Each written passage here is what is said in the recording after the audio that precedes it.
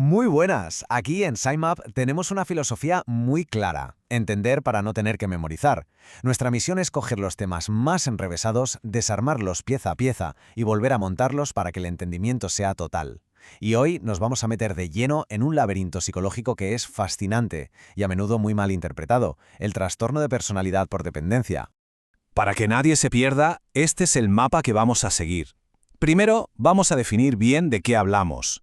Luego, nos meteremos en su motor, en sus mecanismos. Veremos las consecuencias, intentaremos sentir cómo es vivir con ello. Y al final, lo dejaremos todo bien ordenado con un mapa para el diagnóstico. ¿Todo el mundo a bordo? Pues empezamos. De acuerdo. Vamos a lo básico. Lo primero es lo primero. Hay que trazar una línea muy clara entre lo que es depender de alguien en el día a día, algo normal, y el trastorno clínico del que vamos a hablar. Porque de verdad, no tienen nada que ver. Son dos mundos distintos. Esta cita es potentísima. Pone las cartas sobre la mesa desde el principio. Fijaos en las palabras imposibilidad existencial. No estamos hablando de me gustaría tener a alguien. Estamos hablando de siento que si no tengo a alguien no puedo sobrevivir. Es una rendición, una entrega total de la propia autonomía.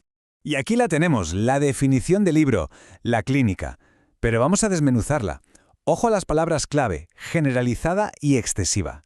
Esto no es algo que pasa a veces, no, es algo que tiñe toda la vida de la persona. Y esta necesidad brutal de atención provoca tres cosas: sumisión, un aferramiento constante y sobre todo un miedo atroz e irracional a la separación. Ese miedo es el motor de todo lo demás. Y si tuviéramos que resumirlo todo en una sola idea, en una creencia nuclear, sería esta. En el fondo, en lo más profundo del TPD, lo que hay es una convicción terrible, grabada a fuego, que dice: yo solo no puedo. No valgo para enfrentarme a la vida. Y claro, esta idea lo cambia absolutamente todo. Vale, ya tenemos claro el qué es. Ahora vamos a la pregunta del millón: el cómo. ¿Cómo funciona esta maquinaria? Vamos a abrir el capó y a ver el motor del trastorno, ese ciclo vicioso que se alimenta a sí mismo y que cada vez se hace más y más fuerte. Lo que vemos aquí es sencillamente una trampa perfecta, un círculo del que es muy difícil salir. Fijaos en el mecanismo. Todo arranca en el paso 1. Para que no me abandonen, cedo el control, cedo mi autonomía. ¿Qué pasa si no tomo decisiones? Pues que no practico, no desarrollo mis propias habilidades. Y eso nos lleva directos al paso 3. Pierdo la poca maña que tenía y, lo que es peor, la confianza en mí. ¿Esto qué hace? Pues reforzar la idea original, la del paso 4. ¿Ves? Si ya lo decía yo, soy un inútil. Y ante esa sensación, ¿cuál es la única salida que se ve? Volver al principio, al paso 5, ceder todavía más el control. Es una espiral descendente.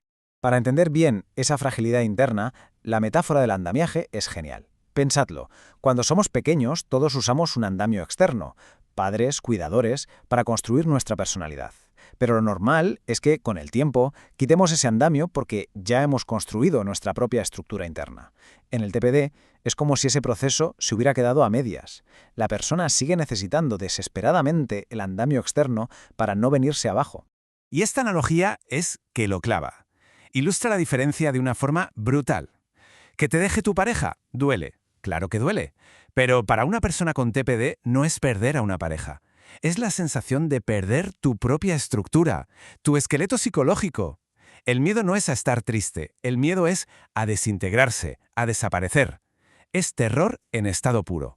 Y claro, todo esto se plasma en las relaciones. El contraste es como la noche y el día. A un lado tenemos una relación sana, de interdependencia, donde hay dos personas completas que comparten un camino.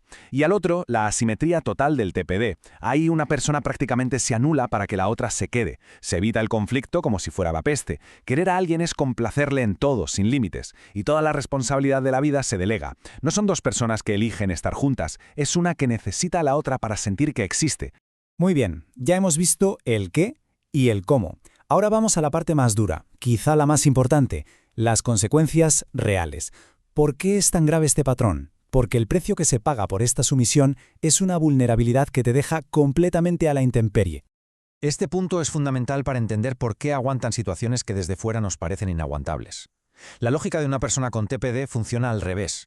Su cerebro no está programado para buscar qué me hace feliz, sino para buscar qué evita que me abandonen. Y con esa regla, cualquier sufrimiento dentro de la relación es preferible al pánico absoluto de la soledad. Porque para ellos, estar solos no es un estado de ánimo, es una amenaza de muerte. Y como es lógico, esta vulnerabilidad es un imán. Es el caldo de cultivo perfecto para perfiles manipuladores, narcisistas o directamente abusivos.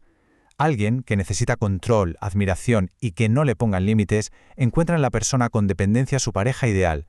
Alguien que lo perdona todo, que no pide nada y que hará lo que sea con tal de mantener la relación a flote. Vale, ahora vamos a hacer un cambio de chip.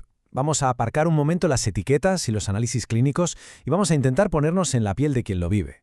Vamos a traducir esas sensaciones internas a los conceptos que ya hemos ido viendo. Esta tabla es oro puro. Es como tener un traductor. Nos permite decodificar lo que hay detrás de las palabras. Cuando alguien dice necesito que me digas qué hacer, no es que sea indeciso, es su esquema de incompetencia hablando. Cuando dice me da pánico que se enfade, no es simple timidez, es el miedo al abandono en estado puro. Y así con todo. Saber hacer esta traducción es clave para entender de verdad lo que está pasando. Y llegamos al final. Para cerrar el círculo y que todo quede bien atado, vamos a coger los criterios diagnósticos oficiales y los vamos a organizar en un mapa. Un mapa mental que sea útil, que sirva para tener una visión global y clara de todo el trastorno.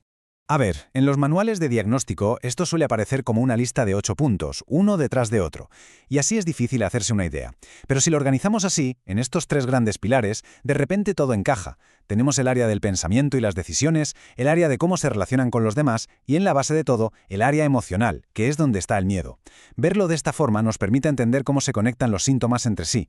Y cerramos con esta pregunta, que no es para responderla en 2 segundos, sino para reflexionar.